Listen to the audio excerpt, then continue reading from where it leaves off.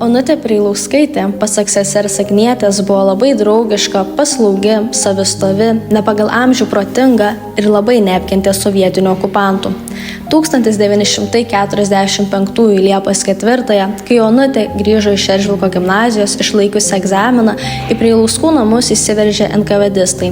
Tauragės apskrities Eržvilko valsčiaus NKVD viršininkas Močalovas jėga išstūmė laukan Onutę ir išsivedė iš namų.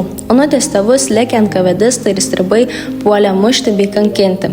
Dienos pabaigoje į NKVD būstinę Močalovas parsivedė nepilnametę Eržvilko gimnazijos 4 klasės mokinę Onutę Preilauskaitę, kurią nakties metu 3 valandas kankino ir nužudė. Kitą rytą po mergaitės nužudymo paskirti Močalovas stribai, Pranckaitis ir Gramaila lavoną iš NKVD būstinės išvežė vežimu. Išniekindami mirusiojo kapą Eržvilko kapinėse, nugriovė akmeninį kryžių, prie jo pririšo Onutės lavoną ir paskandino už kapų esančiame ežerėlyje. 1945 m. Liepos 8 dienos naktį pagal Eržvilko gimnazijos vadovų iškeltą bylą lavonas iš vandens buvo ištrauktas ir atliktas skrodimas. Skrodimo metu rasti pažeidimai širdyje, plaučiuose, smegenyse, kraujo krešuliai galvoje, širdyje, 7-9 šonkaulių srityje. Skrodimo išvada. Mirtis įvyko iki paskandinimo į vandenį nuo šoko įvykusio mušimo pasekoje. Preilauskaitės mirtis prievartinė, nuo asfikcijos.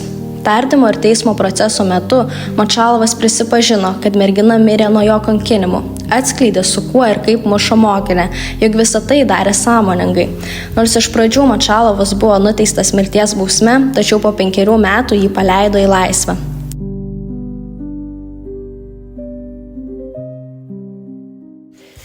Jūs gimėte ir užaugote taikos sąlygomis.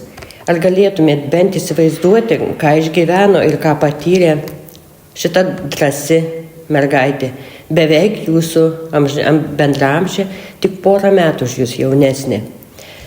Šalia mūsų vyksta karas. Kaip elgtis vykstant dienai X, ar atėjus dienai X, ar galėtumėt įsivaizduoti? Pabandykim padiskutuoti.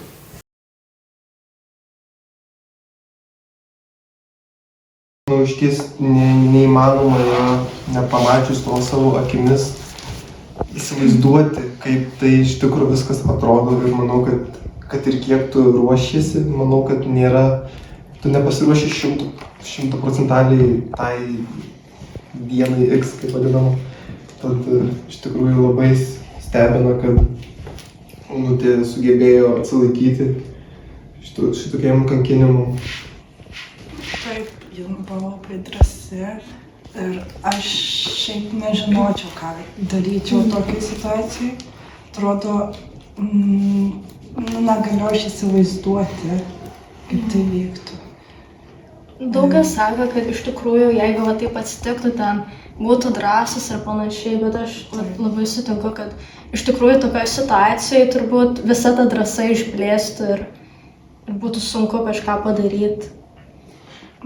Iš tikrųjų, iš savo perspektyvos, tai ką galėčiau pasakyti, kad tu tiesiog gali išmokti, stengtis priimti situaciją, kokia jinai yra tuo metu, nes aš asmeniškai dabar baigęs mokyklą, planuoju eiti kaip savanoris į kariuomenę. Ir pagrindinės priežastys, dėl ko aš noriu eiti ten, tai kad jeigu atsitiktų ta diena X, kad maždaug žinočiau, kaip elgtis, susitvarkyčiau savo emocijomis, galėčiau padėti artimiems žmonėms. Nepasimestų. Tai galbūt tas, kai ateis, tarkim, diena X, kad tu nebūtum, sakant, šviežias visiškai. Taip ir pasimetęs toksai, kad žinočiau, kaip elgtis, padėčiau draugam, kaimynam, artimiem. Galėčiau daugiau padaryti negu tas žmogus, kuris nebūtų praėjęs jokių mokymų, o aš esu juos praėjęs, tai iš mano pasistėmė. Čia teisingai. Ką 16 metų mergaitė reikėjo iškęsti, kokias kančias patirti iš sužvėrėjusio, ištvirkusio budelio Močalovo, niekas nepasakys. Bet viena tikrai aišku, Onutė iki paskutinio atodūsio buvo tvirta, išdidi, nenugalima ir kančiose nepalūžusi. Ji mirė nieko neišdavusi.